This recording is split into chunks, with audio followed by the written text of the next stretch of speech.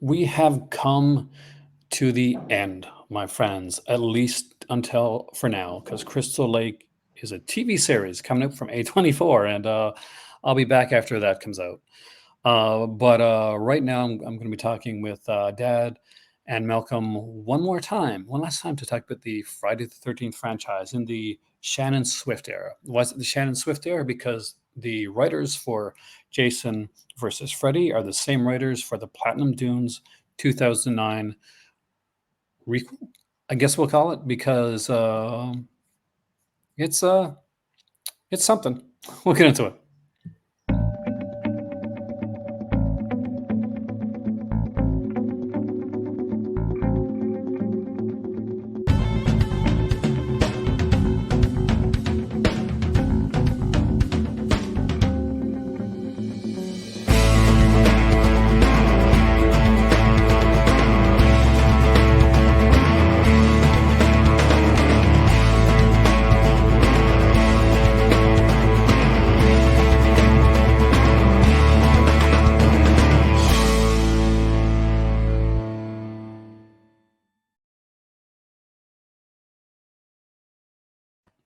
All right, guys, we are back one last time to talk Friday the 13th. And here's the thing, we get a very big director for this film. So this is Freddy versus Jason, and for those that don't know, this is it right here. There actually was an official weigh-in, a WWE UFC style weigh-in for this movie. I'm not even joking. They did that. They did that. So for years, Kane Hodder had been going from convention to convention hyping Freddy versus Jason. How long ago? Well, let me put it to you like into the best way to put it. Friday 13th Part 7 was initially supposed to be Freddy versus Jason. Uh, Now we finally got Freddy versus Jason. Here's the thing. There's conflicting reports, much like we spoke with Malcolm about the conflicting reports on Shauna's Cunningham and the hockey mask. There's conflicting reports here as well, so we have to use the caveat with that. So Ronnie Yu, what reportedly did not want Kane Hodder. He wanted a new Jason, a Jason that had more pathos in his eyes, a Jason that was much more like the Frankenstein monster. Now, later on, Ron Yu said, no, no, it's not him. It was the producers that didn't want Kane Hodder. They thought that Kane Hodder was too, was too into the character, and they wanted to go in a different direction with the character. They wanted to make him maybe a bit bigger, maybe go back to having a stuntman, which makes me think it's a bit of both. Maybe Ronnie Yu wanted a Jason as an actor he could control better, and maybe the company wanted an actor they could pay less. Hence, Ken Kirzinger returns to the Friday 13th franchise.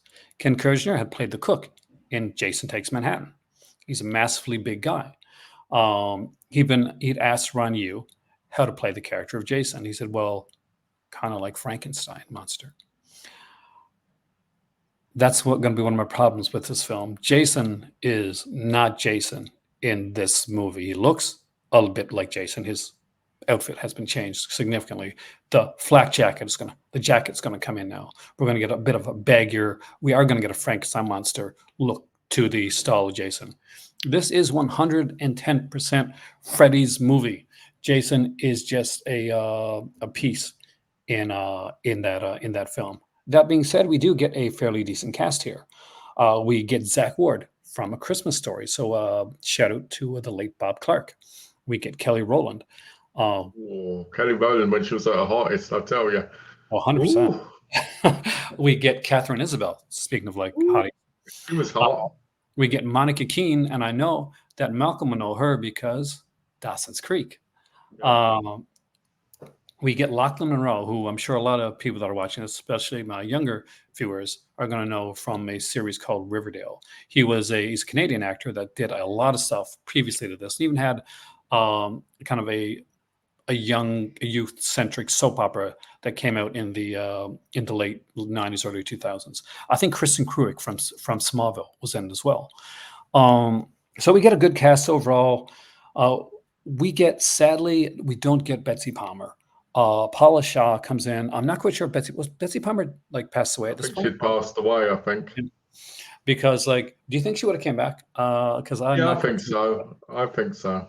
So the basic concept behind this movie, guys, is Jason is dead, gone, buried. But here's the thing: Freddy Thanks a has lot. been is not wants to go back to Elm Street. He wants to haunt the kids. He can't because the parents of Elm Street have figured it out. They've given all their kids a dream suppressing drug that they're taking. And anybody that remembers Freddy, and that character is played by Jason Ritter, by the way, the son of the late John Ritter, is put in an asylum, um, along with the character of Zach Ward. Here's the thing: well, none of them remembers remembers Freddy. So what Freddy does is he manipulates Jason's dream and really with a sexy girl scene at the beginning of the film, and even pretends to be Jason's mother. That's where the Paul Shaw scene comes in to bring Jason back from the dead. His thing is that he wants Jason to go to Elm Street to put fear in the kids, and fear he hopes will bring back memories of the fear that him, as Freddy Krueger, once did when he haunted the streets and eventually all of their dreams and nightmares. Unfortunately, Jason just doesn't know when to stop. And there's a sequence in this movie where Freddy's getting ready to kill because he has to kill to get more strength. He's getting ready to kill, and Jason comes in and kills the person that Freddy's about to kill. At this point, Freddy's had enough.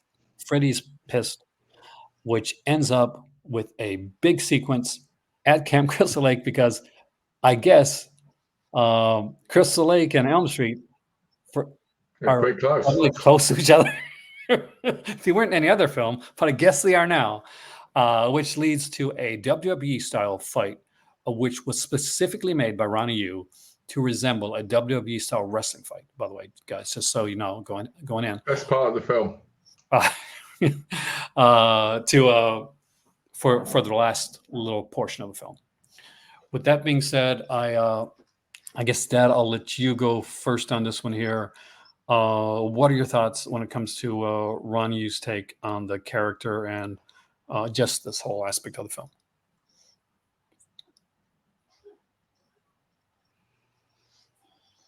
Oh boy, I really got to search my memory bank for this one. I'm going to tell you.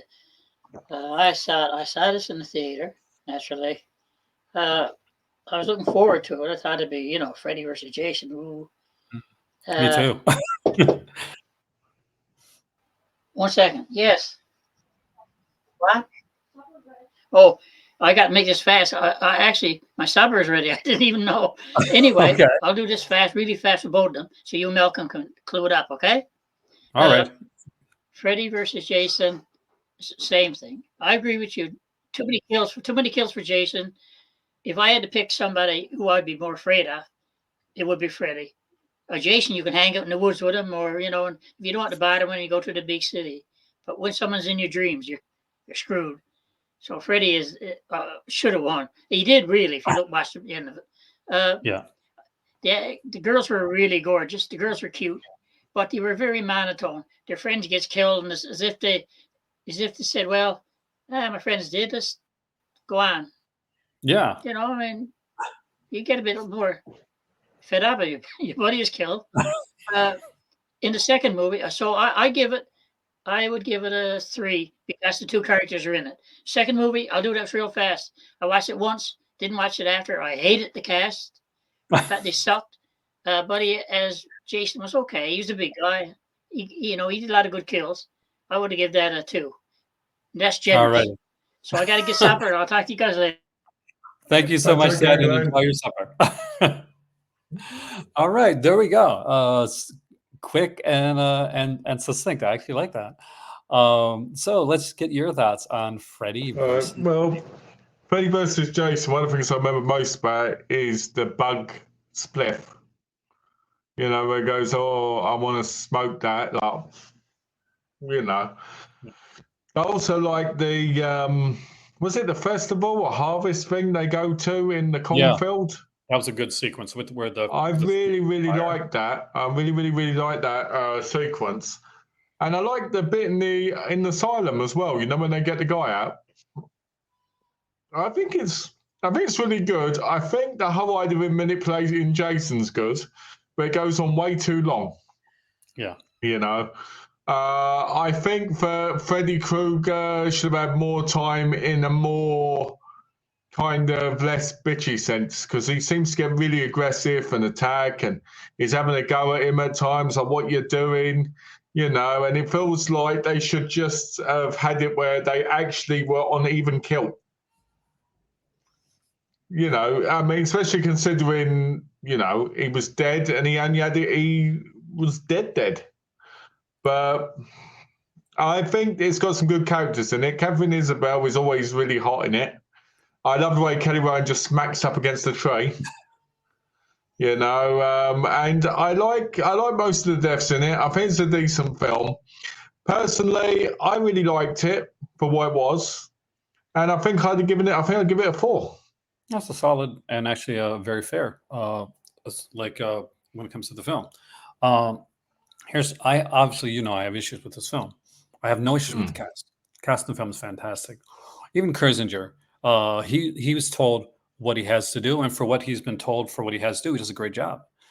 He's a massively big Jason. Do I wish it was Kane Hodder? I think everybody does, but that's not on him. So we shouldn't like take out like that aspect of it. So we're going to actually take that aspect out of it when it comes to this film. Is it an entertaining film? Yes. I remember watching this with a bunch of friends. I was very disappointed as a Friday the 13th fan with the way I felt that Jason was treated. The Jason is scared of water thing is bullshit. Um, it it's dumb. It doesn't make any sense. And people say, well, it's going into his psyche. That's why he's scared of water. That's why. And I get that. I still don't think it works. That being said, when it comes to that aspect of the film, you're 100% right, Malcolm.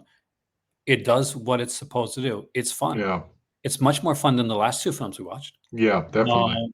And it has a better cast. It's a more attractive cast. Catherine Isabel is wasted a bit though. She's cut off way too early. Oh, for sure, because but that was before she was going to become kind of like a horror scream queen legend kind of person, really.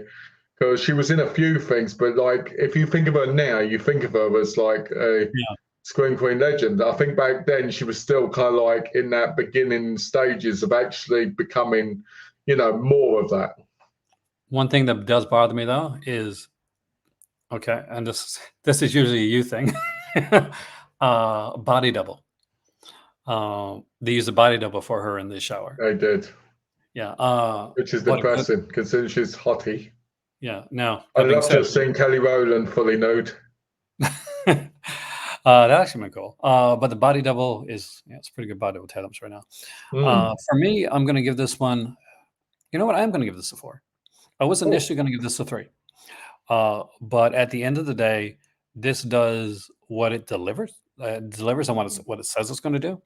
Ronnie Yu, although I think was a bad choice for the director of this film, is a good choice of making a film that is entertaining, that moves at a fast pace, and that delivers when it comes to the action portion of it. He's an action director. It's really obvious here. You would, Bride of Chucky is a much better fit for Ronnie Yu than this film is. I'll give this one 4 on entertainment. I'll tell you what I'll do. I'll split it up. I'll give this one 4 as an Elm Street film and 3.5 as a Friday film. Okay, I will accept that. Yeah. And with that being said, let us dive into the remake, and I'll go first when it comes to this right here, because this Malcolm is one that I do kind of dig more so than the one we just talked about. This we get Derek Mears, who would go on to play Swamp Thing in a really shortly lived series, and it is such a shame because you know what? He's so damn good. Was that the DC series that got cancelled recently? Yeah, the good one. Oh, well, I thought it was good anyway. We get good. Amanda Rigetti from I think she's in The Mentalist, and we have Daniel. What's her name again? I gotta look it up. Daniel Panabaker. Yeah, because she's in, like, of course, The Flash. She was in The Flash for years. Jared Padalecki from Supernatural's in it. one of the best parts of this movie, Travis Van Winkle as the douchiest douchebag to ever douche in these movies. Trent, oh my God. And I'm sure that you definitely liked Juliana Gall and her perfect nipple placement. Oh, yes. This is a requel. It's not a sequel to any of the films. It's kind of an in between. Uh, People tend to make a mistake at this. Here's the thing: the opening of this movie and the cast in the opening of this movie is so damn good Hmm. that it kind of ghost ships this film a little bit. See, we get a really good Good mini film point. at the beginning of this film. People loved the cast. They liked the kills. Everything was going really nicely. And then we're introduced to a second, not quite as likable, not quite as connected cast. And because of that, some people are like, why didn't I see a full film with those first guys? That's what I want to see. Now, maybe we wouldn't want to see it if it had followed through. So, we got exactly what we needed for that first cast. We set it up, right? Jason in Hmm. this one is a more of the Jason from part two. He is a Yeah. trapper. He's a stalker. He's a woodsman. And it explains how he gets from place to place. There's tunnels underneath the ground. Underground, yeah. And it makes sense. They try to make sense out of it without making it stupid, like Jason Goes to Hell does. Yeah, they try and make it more realistic, which is what they should have done all along, really. Because that's the thing. Because Jason is a more of it's more the realistic, for what it is, character, as Yeah. opposed to like somebody like Freddy. But I like the cast in this one. I really, really like the girls. They're really hot. I was shocked by the twist near the end because we're following a certain character in this movie, actually two certain characters, and we find out a part of the way through that there's a third character that's actually still alive that was thought to be dead. And I'm like, okay, well, I guess we got a final three, we got a trio, and then all of a sudden, out of nowhere, holy crap! In one of the few times in this franchise, you got me. You shocked me. I did not see that death coming. And Yeah. normally, let's be honest, this is a franchise that telegraphs deaths. Sure. This is a Jason much like the earlier Jasons. They've gone back to the roots of Roots. the earlier years, and it's gone like to the Jason runs again. Jason does stuff. It is active. It is action filled. Got some great deaths in this one here. The wrap around his face. Oh, yeah. So good. Stupid part, because to just a nitpick, how he gets his hockey mask in this one is dumb. That character, I hated. The weed selling guy. Yeah. He's there with like this mannequin type thing. He's like, oh, I'm Yeah, I remember, yeah. Yeah, what a piece of crap like scene that was. But aside from that, for me, this is a really good one. It gets a 4. That's not bad. That's good rating, actually. The filming in this is really good. Like the cinematography, for sure. It's probably one of the best in the series. But then you should expect that for like a 2009? 2009, because it's Platinum Dunes. Yeah. You're right. Yeah, it is. Yeah. So you should expect that in 2009 from an actual thingy. What I remember from it is, and if you can correct me on this, because I know you know the movie more than me, is Joe Padalecki's sister gets kidnapped by Jason, right? Because he wants to mate with her or something. Yeah, because she looks a lot like his mom. Yeah, so he kidnaps her because he wants to get her close. And basically, Joe Padalecki has to keep saving her, kind of thing. And it feels like a bit of a video game in that sense. Well, he doesn't know she's alive. We don't find out until later on that she's actually still around. Yeah. Oh, no, but I mean, he saves her, or tries to later on. Yeah. I do think Joe Padalecki is good in this movie. I've never thought of him as a class tier actor, but I think he's great in this, as I think he's good in Supernatural.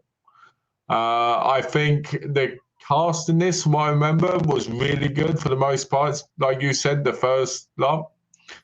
I feel like Jason's played well in this. And like you said, I feel like it's more like the roots in the way of Jason.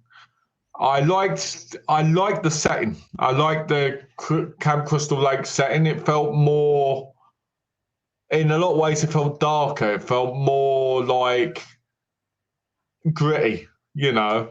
Exactly. And I like that. I like that about the film because after a while, the other ones they all just feel like, oh, they're just there and they're just getting killed around the camp, you know. So yeah, I think this is a good one.